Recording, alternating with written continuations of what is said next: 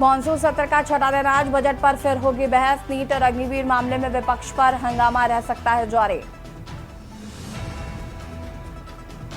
आज से शुरू होगा यूपी विधानसभा का मॉनसून सत्र 2024-25 का पहला अनुपूरक बजट पेश करेगी सरकार। कई अहम मुद्दों पर हो सकती है चर्चा। दिल्ली आज कोचिंग हादसे का मामला पहुंचा हाई कोर्ट। सेफ्टी गाइडलाइन और मुआवजा तय करने की मांग। बेसपेट में चल रहे तेराबाद कोचिंग सेंटर सी। दिल्ली हाई कोर्ट आज केजरीवाल की गिरफ्तारी अंतरिम याचिका पर सुनवाएगा फैसला। 17 जुलाई को फैसला रखा था सुरक्षित। अहमद जमानत याचिका पर होगी सुनवाई। सुप्रीम कोर्ट में सिसोदिया की पुनर्विचार याचिका पर सुनवाई आज। दिल्ली शराब नीति मामले में 16 महीने से हिरासत में ईडी सीबीआई के केस दर्ज। महाराष्ट्र में अगले 4 दिन तक जारी रहेगी आफत की बारिश। यूपी पंजाब समेत देश के इन राज्यों में भी आईएमडी का अलर्ट। आप देख रहे हैं के न्यूज, खबरों का सारथी। नमस्कार, मैं हूं आपके साथ यशी शुक्ला और बात कर रहे हैं संसद का मॉनसून सत्र और सीधे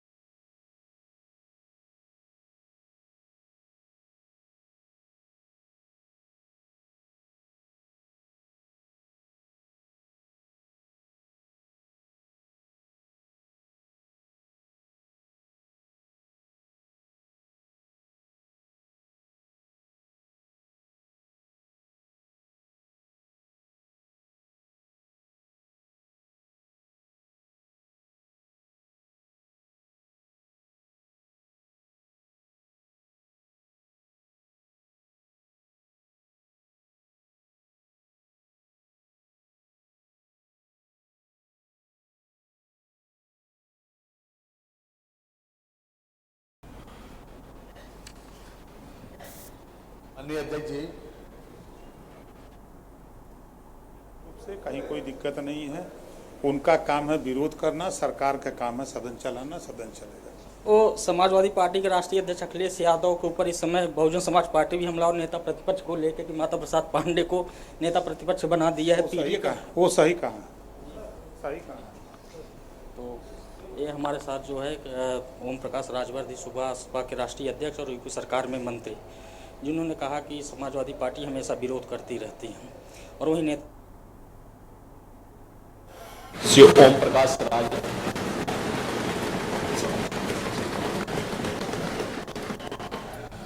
प्रदेश सरकार में विज्ञान और प्रौद्योगिकी मंत्री के श्री अनिल कुमार जी को प्रदेश सरकार में कारागार मंत्री के रूप में श्री दारा सिंह चौहान जी को और प्रदेश सरकार में कैबिनेट मंत्री के रूप में श्री सुनील शर्मा जी को मंत्रिमंडल में शामिल किया गया है। ये 4 माननीय सदस्य जो इस माननीय सदन के सदस्य भी थे या उच्च सदन के सदस्य थे, उन्हें मंत्रिमंडल के रूप में शामिल करके उनका परिचय मैंने इस माननीय सदन के सम्मुख कराया है। धन्यवाद।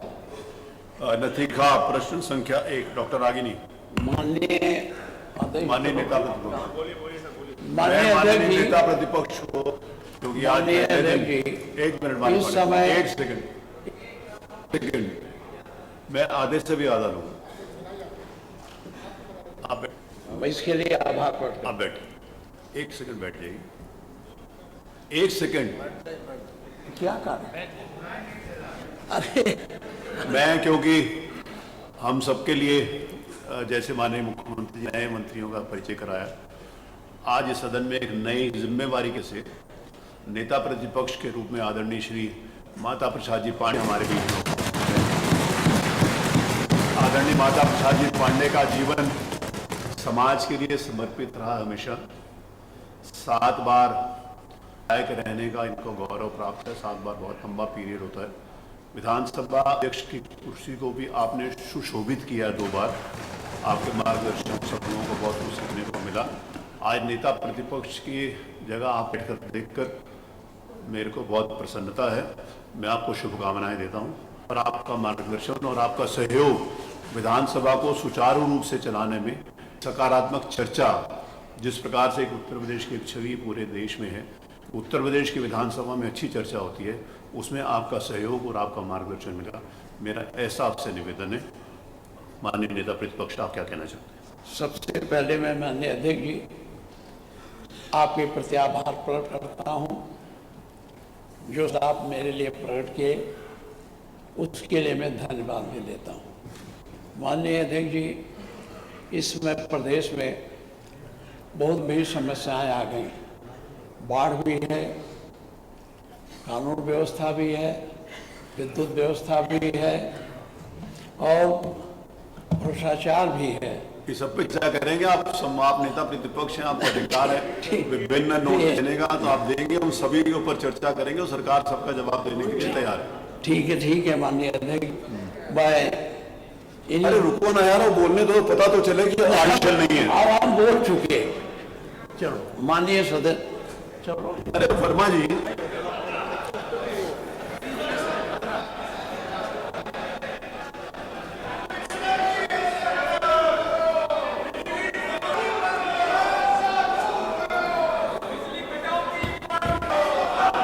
अब आप क्या चाहते हो? इससे तो दूर नहीं होंगी। आपका विषय क्या है? विषय यह है कि आज नेता प्रतिपक्ष ने बिजली के ऊपर नियम 56 में सूचना दी है। उसको मैंने स्वीकार है। जो सूचना आपने दी है उसको मैंने स्वीकार किया। उसके ऊपर चर्चा होगी नियम 56 पर। तो आप क्यों ये करना चाहते हैं? चलिए, आपका मैसेज हो गया। मेरा आपसे निवेदन है, नहीं, आप प्रश्नकाल में रुचि ले रहे हैं तो आप चलो। अगर आपकी प्रश्नकाल में रुचि नहीं है श्रीमान अतुल प्रधान, तो आप इधर हो सकते हो। मैं अभी करते हैं, दूर बैठो, चलो अपनी जगह आप बैठो, करते हैं।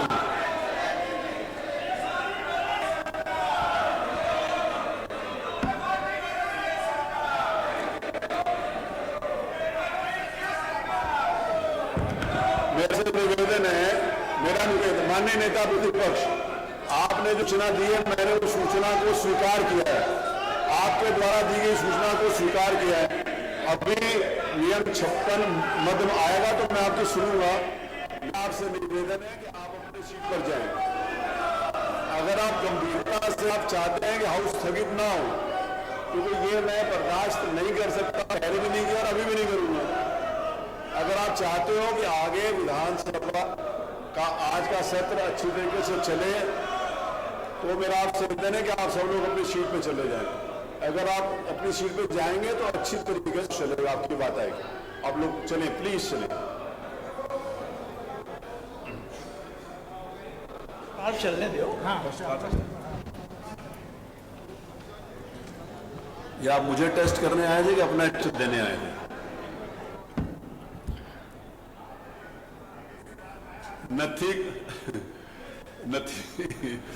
नथी खा प्रश्न संख्या 1 डॉक्टर आगिनी।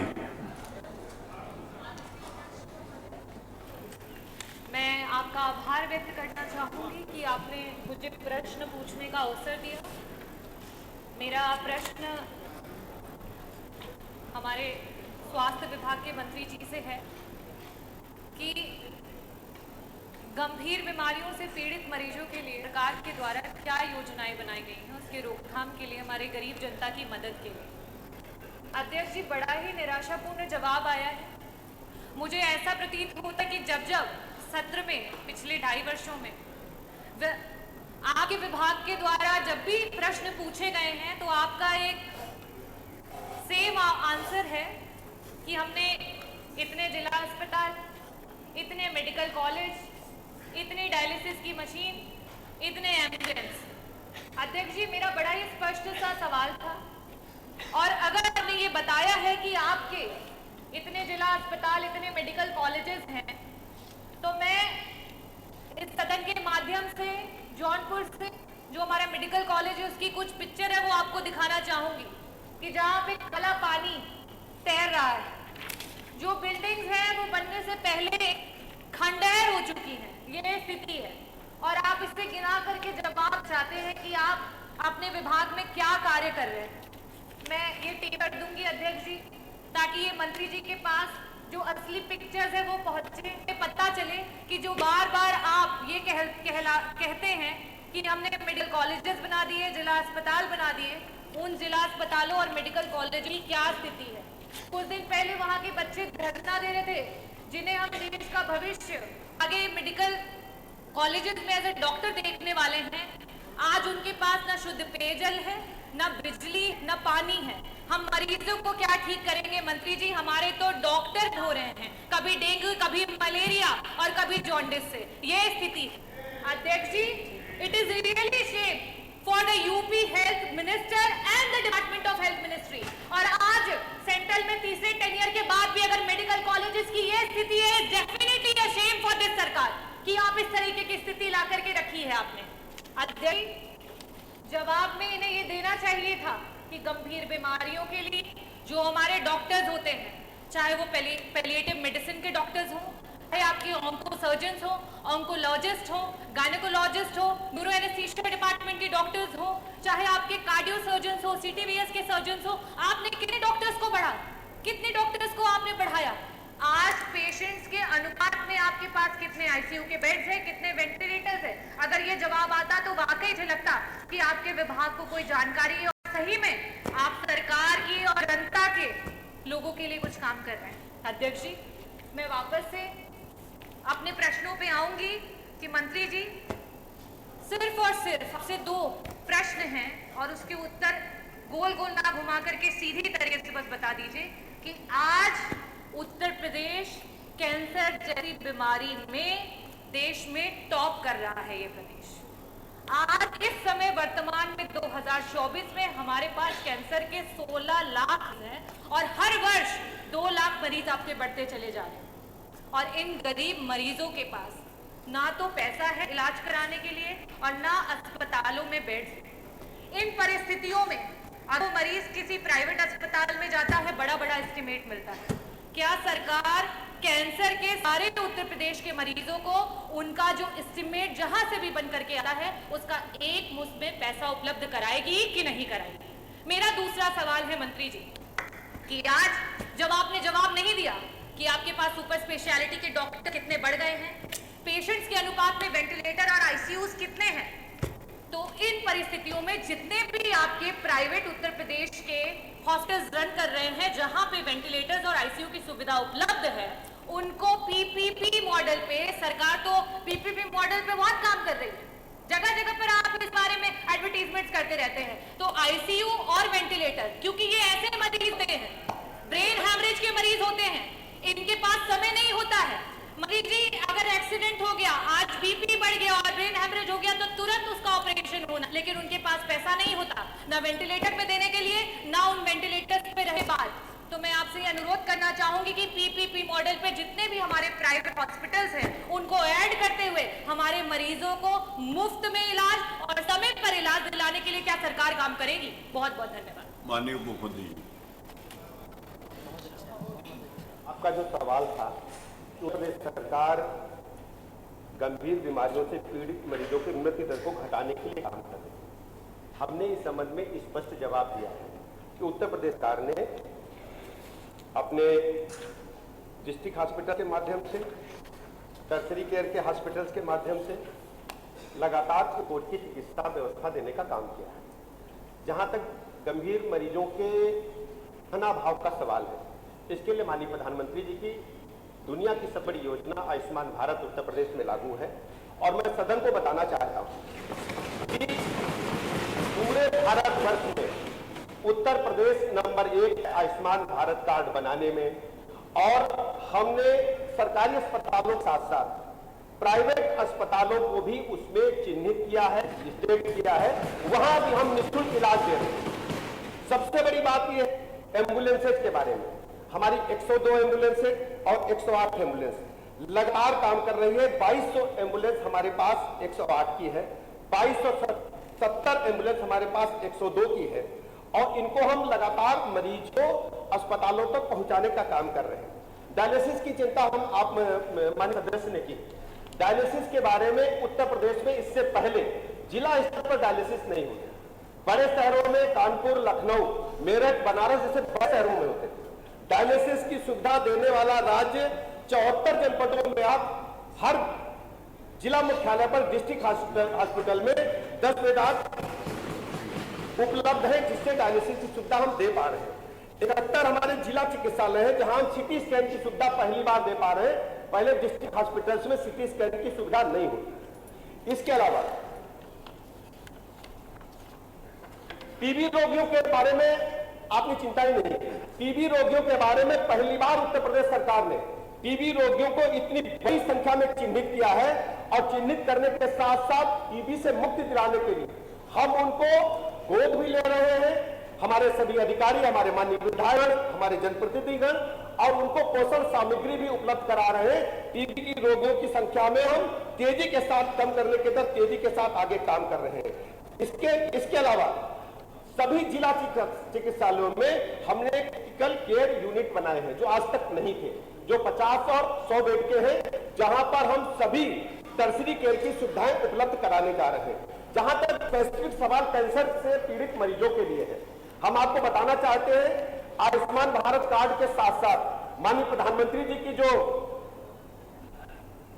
अपना निधि है और मुख्यमंत्री जी की जो व्यक्तिगत मुख्यमंत्री जी जारी करते हैं गंभीर मरीजों के लिए, ऐतिहासिक देश से पहली बार दोनों जगह मैं कह सकता हूं कि माननीय सदस्य बैठे विपक्ष के भी, अगर सही बोल रहे तो पहली बार मुख्यमंत्री सहायता कोष से पहली बार इतनी बड़ी संख्या में जो भी मरीज मांगता है, इसमें कोई हस्तक्षेप नहीं है, कोई भी इसमें विभाजन नहीं है। जो भी मरीज मांगता है उसको आवश्यकता अनुसार धनराशि उपलब्ध कराई जाती है। उसमें जाति, धर्म, संप्रदाय, दल को हम लोगों ने नहीं देखा है। आप लिस्ट उठा करके देखेंगे, बड़ी संख्या में मुख्यमंत्री सहायता कोष से हमने सहायता गंभीर रोगों से पीड़ित मरीजों को प्रदान की है जिन्होंने डिमांड किया है।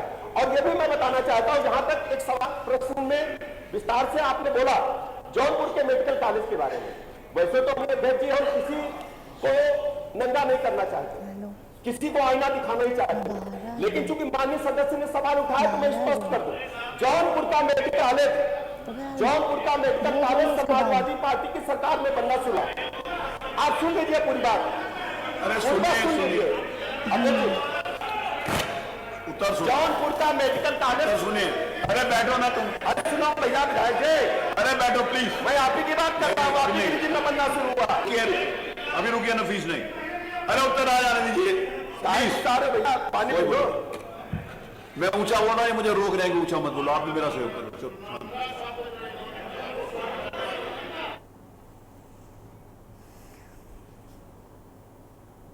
और बता दें आपको कि सदन का मॉनसून सत्र आज से शुरू हो चुका है। 2 अगस्त तक ये मॉनसून सत्र चलेगा। रुकेंगे एक छोटा सा ब्रेक के लिए, ज्वाला हाजिर होता है।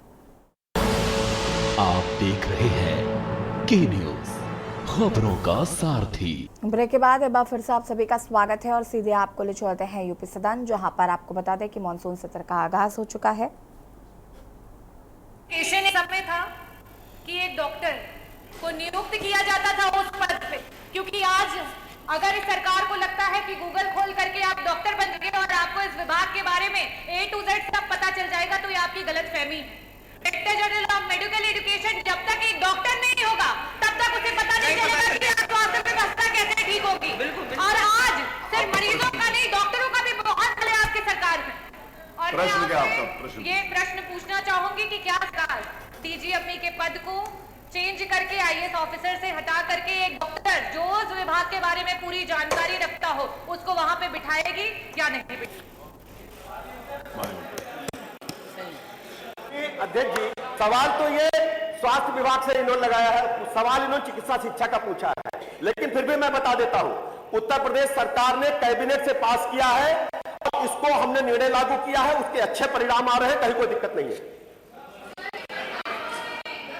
माननीय अध्यक्ष जी, मैं आपके माध्यम से, चूंकि माननीय मंत्री जी ने अपने जवाब में टीबी का जिक्र कर दिया, इसलिए मैं जानना चाहता हूं, क्या प्रदेश में सभी जिला मुख्यालयों पर, प्राथमिक स्वास्थ्य केंद्रों पर टीबी की दवा उपलब्ध है? यदि नहीं है तो कब तक पहुंचा दें?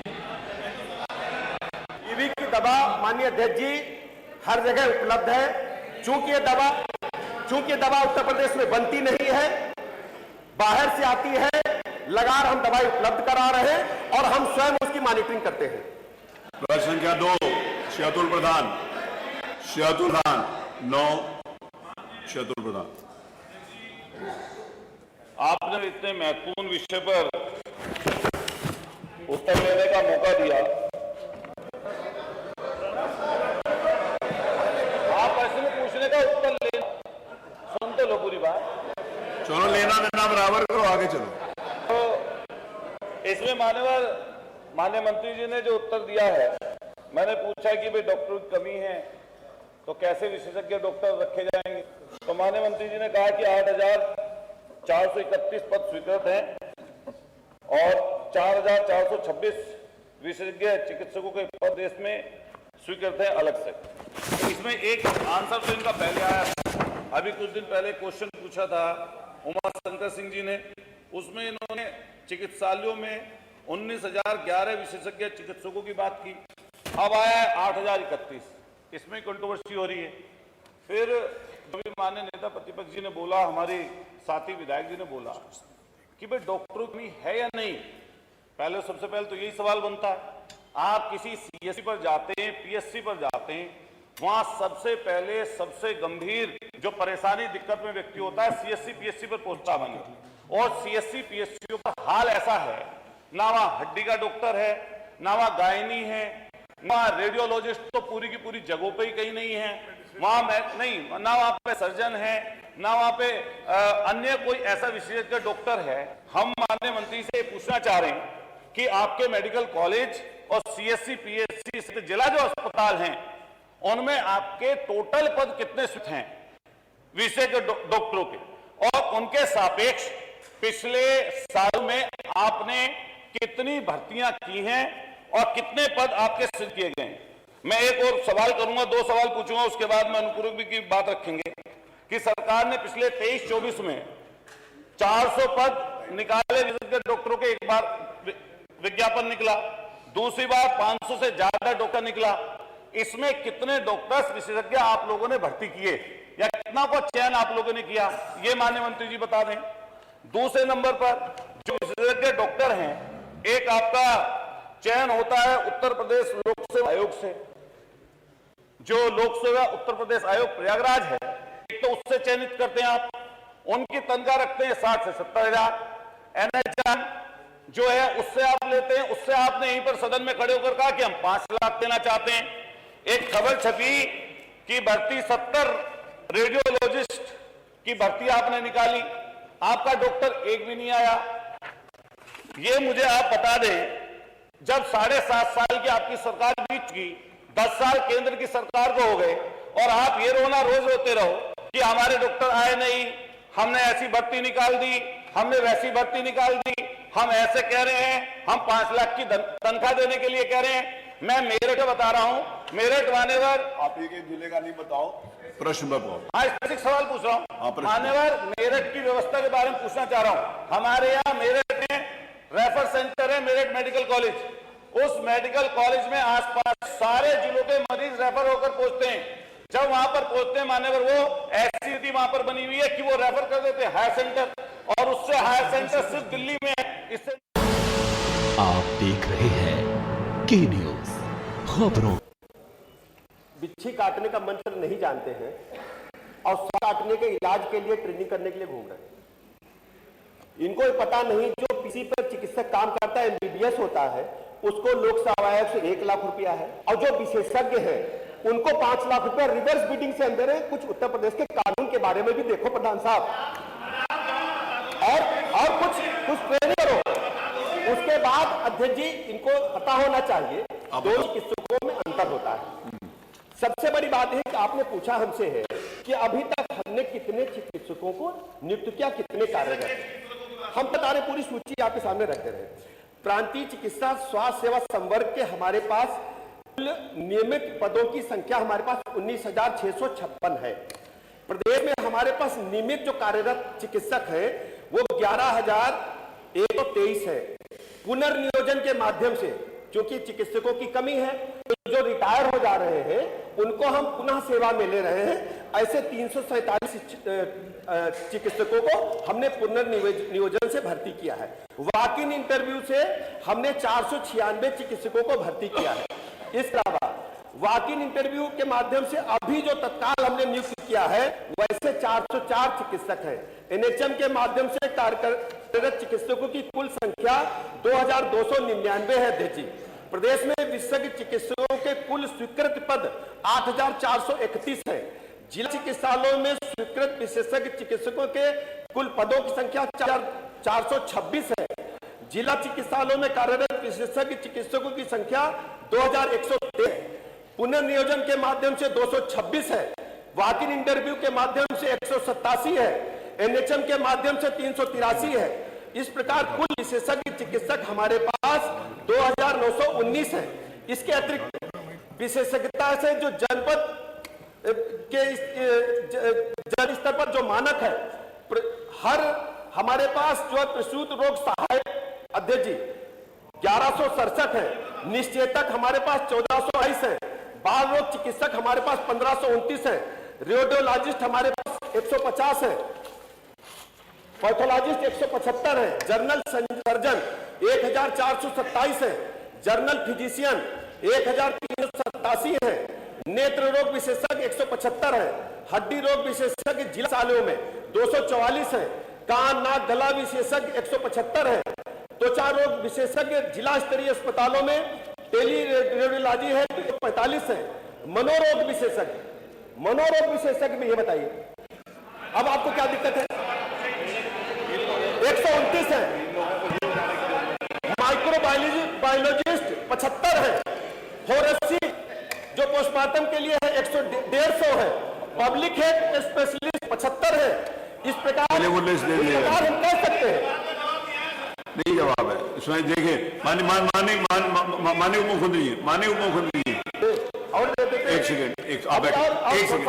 एक सेकंड बैठिए। मेरा निवेदन है एक मिनट। माननीय उत्तर प्रधान जी, जो आपने पूछा वही उन्होंने बताया। एक सेकंड, मैं आपका प्रश्न पढ़ूंगा। आपका प्रश्न ये है कि डॉक्टर जिला मुख्यालय की स्थिति में कितने डॉक्टर हैं और कितने, आपने जो पूछा है वही बता रहे हैं। आपने यही पूछा प्रश्न कितने नहीं अनुपूरक, ये जो डॉक्टर अनुपूरक में भी आपने कि कितने डॉक्टर्स हैं और कितने डॉक्टर्स नहीं हैं, आपने यही पूछा। वो बता दिया उन्होंने। आपने कितने विज्ञापन निकाले विशेषज्ञ? तो उसकी सूचना तो नहीं होगी। सूचना तो बता रहे जो आपने पूछा बता रहे हैं ना। विज्ञापन निकाला, उनमें से कितने माननीय मुख्यमंत्री आपको सूचना नहीं बताई। मैं बता दूं सर, 12 कुल। अरे वो आप नहीं बता रहे। ओम प्रकाश जी आपका हाथ खड़ा करते, आपसे डॉक्टरी का क्या मतलब? भर्ती के स्रोतों के बारे में अतुल जी ने पूछा था। माननीय प्रकाश जी को सब मालूम है। भर्ती के स्रोतों के बारे में पूछा है। मैं बता रहा हूं। पिछले अपने कार्यकाल में कितने विशेषज्ञ डॉक्टरों की भर्ती निकाली, उनका विज्ञापन स्पेसिफिक वही बता रहे। उसके साथ वही बता रहे आए, बस ये बता दो आप। वही बता रहे हम। और बाकी अध्यक्ष जी, ये सर्वविदित है कि 2017 से पहले प्रदेश में मेडिकल कॉलेजों की संख्या कम थी। मैं अतुल जी सुन लीजिए पूरी बात को। अरे भाई सुन तो लीजिए। अब जी सुनना नहीं चाहते। अरे सुनो तो सही। सुनना नहीं चाहते, बताएंगे कैसे? अरे वही बता रहे। सुन तो लीजिए। बैठो अतुल प्रधान, सुन तो लीजिए। अरे बैठो गुस्से। अरे गुस्से से बीपी बढ़ेगा, एक और डॉक्टर बुलाना पड़ेगा। बैठो। अरे बैठो। अध्यक्ष जी, ये सर्वविदित है कि पूरे देश में चिकित्सकों की संख्या की कमी है। माननीय प्रधानमंत्री जी ने 1 डिस्ट्रिक्ट 1 मेडिकल कॉलेज इसीलिए खोलने पर काम किया है। अरे सुनो तो और एक चिकित्सक बनने में एमबीबीएस को 5.5 साल और एमडीएमएस को 8 साल मिनिमम लगता है। हमारी सरकार नए भारत के निर्माण के लिए काम कर रही है। उत्तर प्रदेश तेजी के साथ ग्रोथ इंजन के रूप में पूरे देश में उभर करके आ रहा है। और अरे वो सही कह रहे हैं, डॉक्टर 8 साल बनेगा तब भर्ती होगा, नहीं बनेगा तो भैया से कर देंगे। अरे आज डॉक्टर बन जाएगा, डॉक्टर तो अपना टाइम लेगा बनने के लिए, पूरी पढ़ाई करेगा। डॉक्टरों के कितने विज्ञापन निकाले जब से आप मंत्री हैं? विज्ञापन निकला, अरे वही बता बस। इन्हीं चुनौतियों से जूझने के लिए सुनो, रिवर्स बिडिंग पहली बार उत्तर प्रदेश में पूरे देश में शुरू हुई। उसमें ये सारा जवाब आ गया। वॉक इन इंटरव्यू के माध्यम से भर्ती किया। अरे जब उन्होंने पूरा ओपन कर दिया है कि जितने मर्जी डॉक्टर आए तो उसमें और सीधी भर्ती हो रही है। अध्यक्ष मेरी बात जवाब आया, भर्ती कर रहे हैं हम लोग। और उम्र सीमा 62 से 65 पहली बार हम लोगों ने की है, केवल इन्हीं समस्याओं को दूर करने के लिए। और सबसे बड़ी बात है कि नए medical college 1 district 1 medical college तेजी के साथ आगे बढ़ रहे हैं। नहीं देखिए, मैं आपकी तरफ देख के बता रहा हूं, सिर्फ मेरा आपकी तरफ दिखा है। जिस समय माननीय उप मुख्यमंत्री जी ने बताया कि हम लोगों ने एकदम ओपन कर दिया कि जो भी डॉक्टर्स, हम रिवर्स बिडिंग, मेरे सुन लीजिए आपने बिना सुने हुए, रिवर्स बिड आधार के ऊपर भी जितने भी डॉक्टर्स आए, हमारे पास जितनी वैकेंसीज हैं उसके ऊपर भी जो आएंगे तो तभी भर्ती होंगे ना। जैसे देश में उन्होंने बताया कि पूरा डॉक्टर पढ़ने में, जिस समय क्वालिफाई करने में, पोस्ट ग्रेजुएशन होने में या डीएम बनने में टाइम लगता है, तो जो डॉक्टर्स आएंगे उनकी भर्ती के लिए ओपन है। जितने भी डॉक्टर्स उपलब्ध है सारे लिए जा रहे हैं, उसमें कोई बंदिश नहीं लगाई जा रही, किसी डॉक्टर को मना किया जा रहा हो। इसीलिए जितने भी डॉक्टर्स लिए जाए उन सबको भर्ती किया जाएगा। प्रश्न संख्या 3 श्री राम सिंह, नहीं वो नहीं, उससे ज्यादा टाइम नहीं है ना। राम सिंह पटेल है, नहीं है। प्रश्न संख्या 4 नो, आपका आ गया, थैंक यू। प्रश्न संख्या 7 श्री अनिल प्रधान, अनिल उसको बिठा दो बगल वाले। धन्यवाद। ये जो देखिए अनिल जी, आप भी सुन लीजिए, और बाकी क्योंकि थोड़ा सा दवा लेने के लिए जाना है, जो भी है, जो आप प्रश्न करेंगे माननीय मंत्री जी उसको करेंगे, उसके बाद एक बार आपको अनुपूरक करने का अवसर मिलेगा। अपना स्पेसिफिक प्रश्न के ऊपर रहिए, और आप अगर कोई बहुत ज्यादा इंपॉर्टेंट होगा तो नेता प्रतिपक्ष अगर कोई बात पूछना चाहते हैं, नेता प्रतिपक्ष हमेशा अधिकार है, वो पूछेंगे। श्री अनिल प्रधान को अवसर मिलेगा, श्री ओम जी को, और डॉक्टर संग्राम सिंह जी को एक प्रश्न करने का अवसर मिलेगा। धन्यवाद अध्यक्ष, आपका हृदय से आभार। हम सभी आपके स्वस्थ एवं दीर्घायु होने की कामना करते हैं। आज जिस महत्वपूर्ण विषय पर मुझे अनुपूरक पूछने का मौका मिला है, मैं जिस जनपद से बिलोंग करता हूं, मैं माननीय मंत्री जी की बातें भी सुन रहा था। जनपद चित्रकूट, जहां से कि जनता ने मुझे जनप्रतिनिधि बनाकर भेजा है, मेरा चित्रकूट जिला आकांक्षी जिला है और उत्तर प्रदेश के 8 जिले आकांक्षी जिले के श्रेणी में है। मैं, माननीय मुख्यमंत्री जी बैठे हैं, माननीय डिप्टी सीएम साहब भी बैठे हैं, मैं बताना चाहूँगा कि उस पिछड़े जिले में हमारे जिला अस्पताल, जो संयुक्त जिला अस्पताल, उसकी हालत कितनी खराब है। इतनी स्थिति नहीं है कि सर 3 महीने से वहाँ पर पानी की आपूर्ति नहीं हो पा रही, ट्यूबवेलों के, पेयजल के टैंकरों के माध्यम से पानी दिलाया जा रहा है। आपने डायलिसिस वार्ड की बात की, अभी पानी कमी के कारण, हाँ सवाल पे ही आ रहे हैं।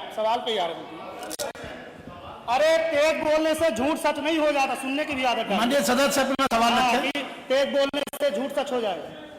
अनिल जी कर रहे हैं जो सदन में 2.5 साल में माननीय मंत्री जी ने एक झूठ का पुलिंदा पूरे उत्तर प्रदेश की मेडिकल और स्वास्थ्य व्यवस्थाओं पर दिया है, उस पर हम सवाल करना चाहते हैं, पूछना चाहते हैं कि आज सवाल ही कौन है, सुनने नहीं देना, हम ये पूछना चाहते हैं कि हमारे चित्रकूट जो आकांक्षी जिला है, वो केवल देखने के लिए आकांक्षी जिला कि कोई हमारे जिले को कोई सुविधा भी मिलेगी। आपने वहां से बेड का अस्पताल बना है, संयुक्त जिला अस्पताल है ना, वहां पर डॉक्टरों की कमी है, प्रसव और हड्डी के ऑपरेशन की कोई व्यवस्था नहीं है। पूरे साल में सैकड़ों मौतें हमारी बहनों की प्रसव के दौरान होती है। मेरे जो क्वेश्चन है आपसे कि जो हमारा कांची जिला, क्या हमारे जिले में जो डॉक्टरों की कमी है, मैं आपसे एक बार मिला भी था अनुरोध। ठीक है, आपने सवाल पूछ लिया। उसी विषय पर आ रहा हूँ सर, वो जनता से ही जुड़ा विषय है, स्वास्थ्य विभाग से सीधा सवाल आकांक्षी जिला हमारा, क्या जो डॉक्टरों की कमी है उसको दूर करने का काम आपने पहला है। दूसरा, जो पूरे प्रदेश में कैंसर के मरीजों की संख्या लगातार बढ़ रही है, पूरे प्रदेश में कैंसर बढ़ रहे हैं। अभी आप जब पीजीआई जाओगे, कहीं हॉस्पिटल जाओगे तो पहले जांच में नंबर लगेगा, फिर जांच रिपोर्ट आएगी, उसमें महीना डेढ़ समय लगेगा कीमो में। क्या उसके लिए कोई आप स्थायी प्रक्रिया करके कैंसर के मरीजों को लाभ देने का काम करेंगे? और मेरा एक जो सवाल है कि 108 और 102 में आप कह रहे हैं बहुत अच्छा टाइमिंग है, बहुत जल्दी एम्बुलेंस पहुंच रही है। अपने सवाल सीधे सीधे पूछे हैं। और मेरा कहना कि जो आशा बहुएं हैं सर, अंतिम मेरी आपसे सवाल अंतिम कि जो आशा करती है, क्या उनका मानदेय बढ़ाने पर सरकार विचार ठीक है, माननीय उप मुख्यमंत्री। अगर आप मूल सवाल देखेंगे तो इन्होंने वास्तविक स्वास्थ्य केंद्रों पे और सीएससी पे क्या क्या इक्विपमेंट्स हैं उसके बारे में पूछा है, और जो अनुपूरक पूछा है वो इससे कोई संबंध नहीं रखता है। अगर लिख के मुझसे पूछेंगे तो इनको सूचना दिलवा दूंगा। ठीक है माननीय सदस्य, आपके पास माननीय मंत्री जी इनकी जो सूचनाएं हैं उनको इनके पास पहुंचवा दीजिएगा। स्वामी ओमेश जी, देखिए आपने अपने संबंधित संबंधित प्रश्न से हटकर जो जानकारी चाहिए वो आप तक पहुंच जाएगी।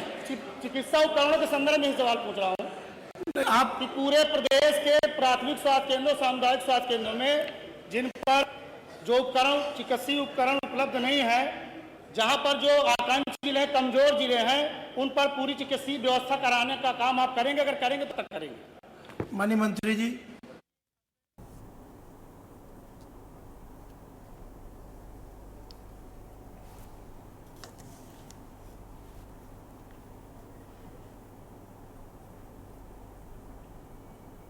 और सदन में विपक्ष का जोरदार हंगामा देखने को मिला। और आपको बता दें कि सदन की कार्रवाई आज से शुरू हो चुकी है और 2 अगस्त तक की कार्रवाई चलेगी। रुकेंगे एक छोटा सा ब्रेक के लिए, चौल हाथ सर होते। आप देख रहे हैं के न्यूज खबरों। ब्रेक के बाद एक बार फिर से आप सभी का स्वागत है। रुक करेंगे खबरों का। फतेहपुर से खबर आपको बता देते हैं, जहां पर आईजी ने अवैध सरिया के ठिकानों पर मारा छापा। आईजी ने सरिया उतारते हुए कई ट्रकों को पकड़ा। खरियाव थाना के हाईवे पर संचालित था अवैध कांटा। चोरी से खरीदी जा रही थी ट्रकों से सरिया। एसपी सहित कई थानों की पुलिस मौके पर पहुंची। खरियाव पुलिस के संरक्षण में चल रहा था अवैध कारोबार। खरियाव के टेक्सारी मोड़ पर संचालित था अवैध कांटा।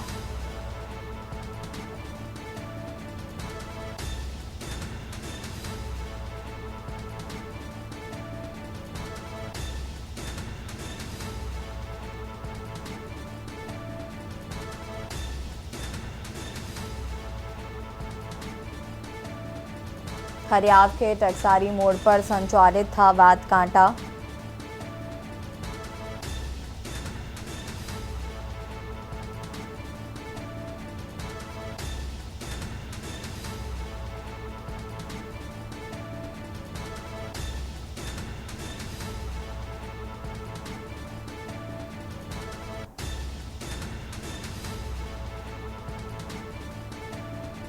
चोरी से खरीदी जा रही थी सरिया। चोरी से खरीदी जा रही थी ट्रकों से सरिया।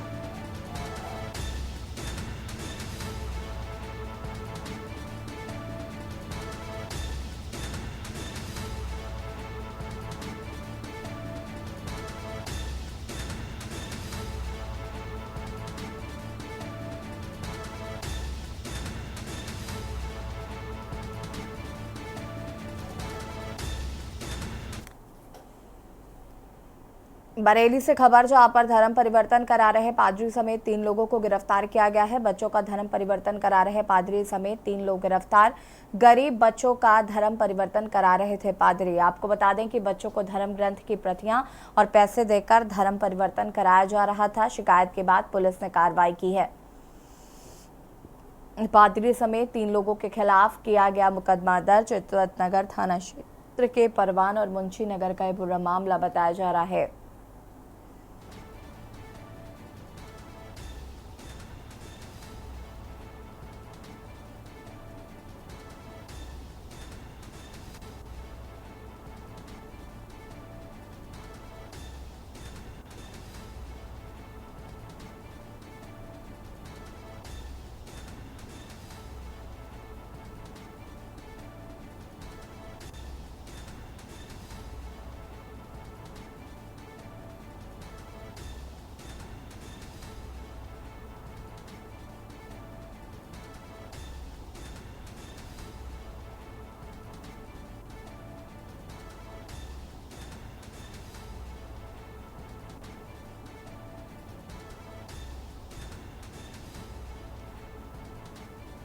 शिकायत के बाद पुलिस ने की कार्रवाई।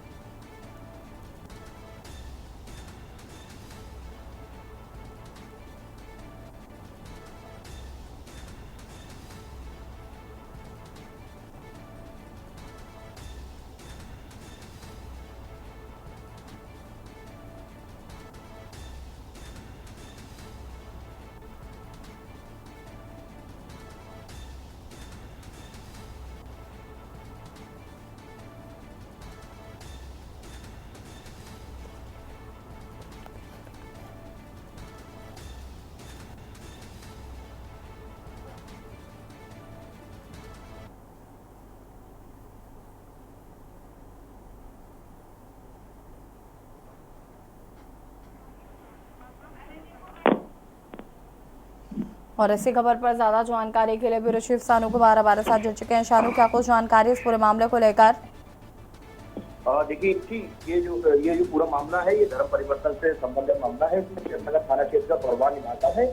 वहाँ पर जो है एक घर बन हुआ था, उसमें जो है एक हॉल में जो है करीब आधा दर्जन से ज्यादा बच्चे वहाँ पर शामिल थे और उस घर में जो है कई लोग मिलकर के धर्म परिवर्तन का काम कराने का काम कर रहे थे और इनको जो है जो ईसाई धर्म होता है उसमें इनको शामिल कराया जा रहा था। तो बताया जा रहा है कि कई दिनों से ये काम चल रहा था, लेकिन आसपास के लोग जितने भी हैं उन्होंने जो है जब पुलिस को इस पूरे मामले की शिकायत की तो कहीं ना कहीं जब पुलिस ने छापा मारा तो सभी लोग पकड़े गए। तो उसमें कई पादरी समेत जो है 3 लोग पकड़े गए हैं और उनसे पूछताछ की जा रही है और जितनी भी धर्म परिवर्तन से संबंधित जितने भी ग्रंथ थे उनको एकत्रित कर लिया है पुलिस ने और उनको जेल भेजने का काम करेगी। फिलहाल अभी पुलिस जो है पूरे मामले की जांच कर रही है और उन बच्चों से भी पूछ रही है कि आखिर उनको किस तरीके से उनको पहला फुसला करके लाया गया था, किस तरीके का लालच दिया गया था। फिलहाल अभी तक की बात की जाए तो बताया जा रहा है कि उनको पैसे का लालच दिया गया था और कहीं ना कहीं जो ग्रंथ है उनसे संबंधित बातें बताई गई थी। तो कहीं ना कहीं बड़ा ये जो गोलमोल था वो चल रहा था यहाँ पर धर्म परिवर्तन के कराने का। अगर आज जो हिंदू संगठन थे वो अगर इसका विरोध नहीं करते, आसपास के लोग विरोध नहीं करते, तो कहीं ना कहीं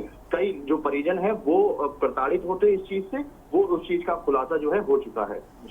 शुक्रिया आपका जानकारी साझा करने के लिए। और बता दें आपको कि फिलहाल धर्म परिवर्तन का ये मामला बरेली में देखने को मिला, जहां पर पादरी समेत 3 लोगों को गिरफ्तार कर लिया गया है।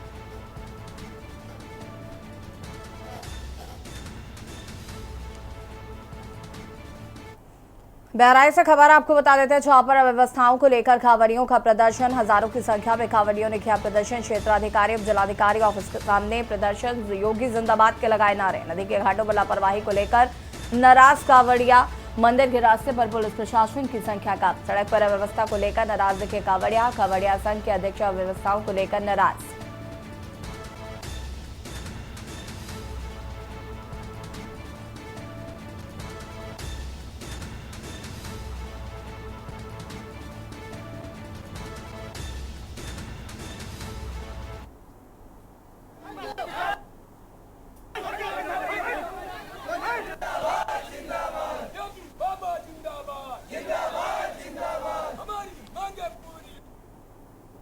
सीतापुर से खबर आपको बता देते हैं, जहां पर प्राइवेट बस और बाइक पे हुई जोरदार भिड़ंत। तेज रफ्तार का दिखा कहर, एक की मौत, एक घायल को इलाज के लिए अस्पताल भेजा गया है। लहरपुर थाने में फतवर रोड पर हुआ हादसा।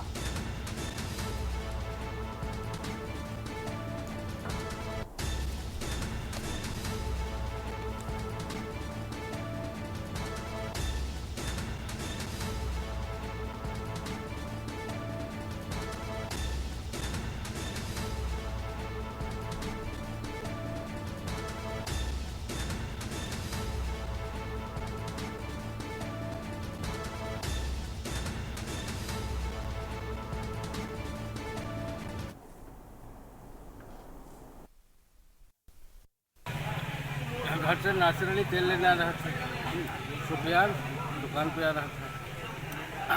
रास्ते में टक्कर हो गई। रास्ते में बस से टक्कर हो गई भजपुर रोड पे। वहीं एक लोग खत्म हो गए, एक लोग घायल।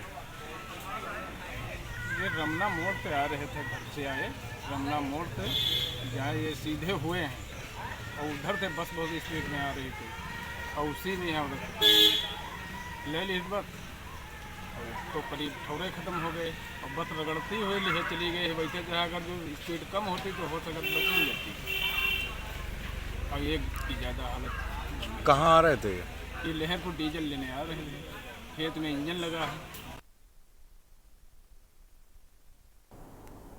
बदायूं से खबर, जहां पर दो बाइकों की आमने सामने भिड़ंत, बाइकों की भिड़ंत में दो कांवड़ियों की मौत, कचला से जल लेकर जाते समय हुआ हादसा। पुलिस ने दोनों कांवड़ियों का शव कब्जे में लिया। हादसे की जांच पड़ताल में जुटी पुलिस।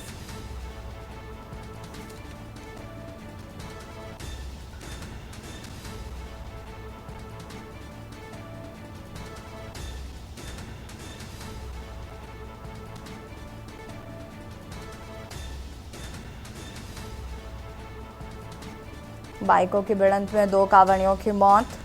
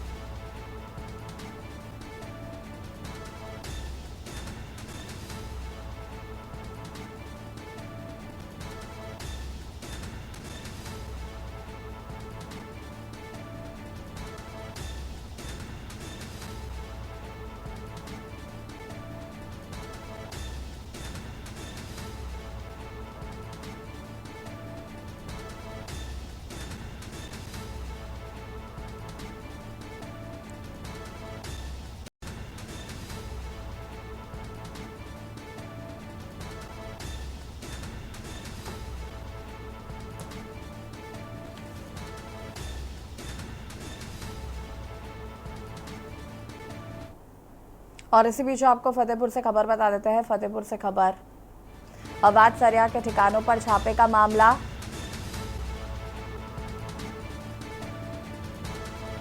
आईजी ने अवैध सरिया के ठिकानों पर की थी छापेमारी।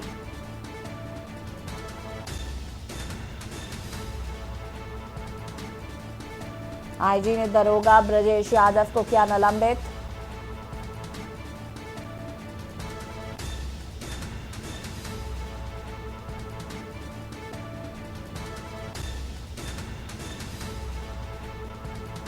सिपाही आशीष कुमार यादव निलंबित। और इसी खबर पर ज्यादा जानकारी के लिए संवाददाता महेश हमारे साथ जुड़ चुके। महेश, क्या कुछ जानकारी इस पूरे मामले को लेकर?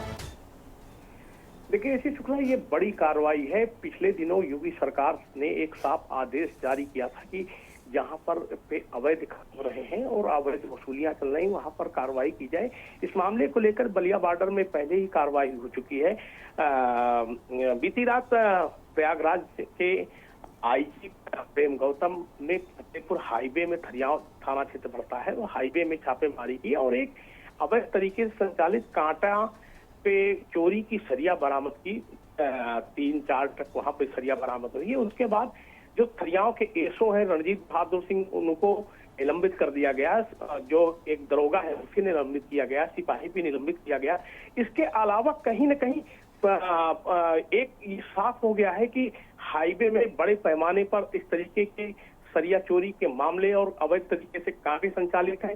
शहर क्षेत्र में कबाड़ियों का बहुत बड़ा अड्डा है, जो कहीं न कहीं जुर्म जराइम का अड्डा बना हुआ है। और स्थानीय स्तर पर पुलिस इन सब मामलों को जानबूझकर नजरअंदाज करती है और यही वजह है कि आईजी के पास एक सटीक मुखबिरी पहुंची थी और उस मुखबिरी के रिगार्डिंग ये छापेमारी की कार्रवाई हुई। जी, शुक्रिया आपका जानकारी साझा करने के लिए। आईजी ने दरोगा ब्रजेश यादव को निलंबित कर दिया है। सिपाही आशीष कुमार यादव निलंबित।